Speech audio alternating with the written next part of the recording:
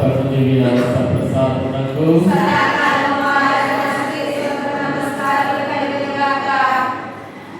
పిత పుత్ర పవిత్రాత్మకు మహిమ కలుగునుగాక.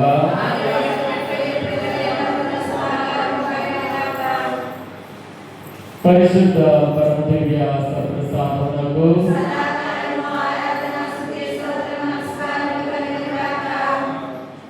పిత పుత్ర పవిత్రాత్మకు మహిమ కలుగునుగాక.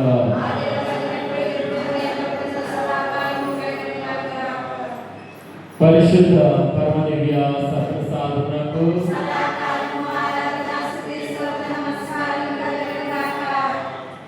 పిత పుత్ర పవిత్రాత్మకు మహిమ కలుగునుగాక.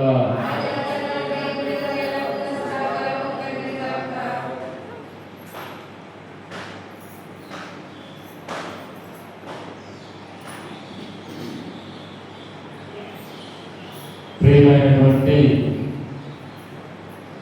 సహోదరి సహోదరులారా,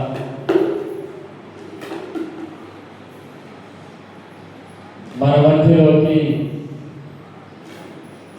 ప్రతి ఒక్క పాపాన్ని కూడా ఒప్పుకొని ఆయన యొక్క మన్నింపును ఆయన యొక్క కృపను మనం పొందుకోవడానికి ప్రయాసపడదాం. ప్రతి అంతరంగంలో ఎరిగినటువంటి దేవుడు మన క్రీస్తు. ఆయన ముందట మనం ఏది దాచి ఉంచుటకు మనము సిద్ధపడకూడదు. ఆయన ముందట ఏది కూడా కప్పగట్టుటకు ప్రయత్నించకూడదు.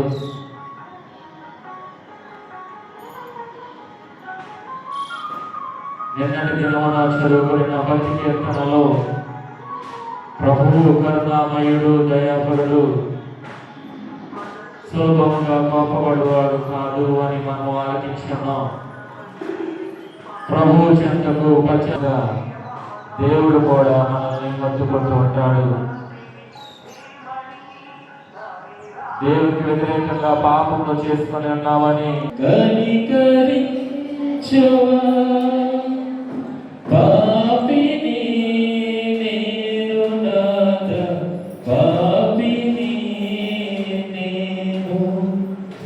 లెక్కలేని పాపాలు భారమైన జీవితం, నూనెలేని దీపముల సాగుచున్న జీవితం, వ్యాధియు బాధలు అధికమాయెను, పూర్వ పాపపు శాపములు మోయుచుండగా, వ్యాధియును దేవదేవుని ఆత్మ నాలోని జీవమై, పాపములు పాతాళ త్రోవలో చేర్చి దేవ 20వ అధ్యాయము 19వ వచనం నుంచి 23వ వచనం వరకు యోహాను శుభవార్త 20వ అధ్యాయము. పవిత్రాత్మను పొందుడు, ఎవరి పాపములనైనను మీరు క్షమించిన ఎడల అవి క్షమింపబడును, మీరు ఎవరి పాపములనైనను క్షమింపని ఎడల అవి క్షమింపబడవు అని చెప్పాను.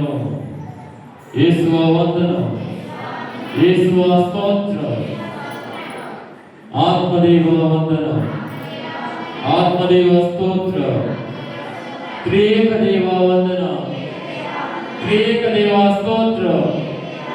Praise the Lord, praise the Lord, praise the Lord, praise the Lord.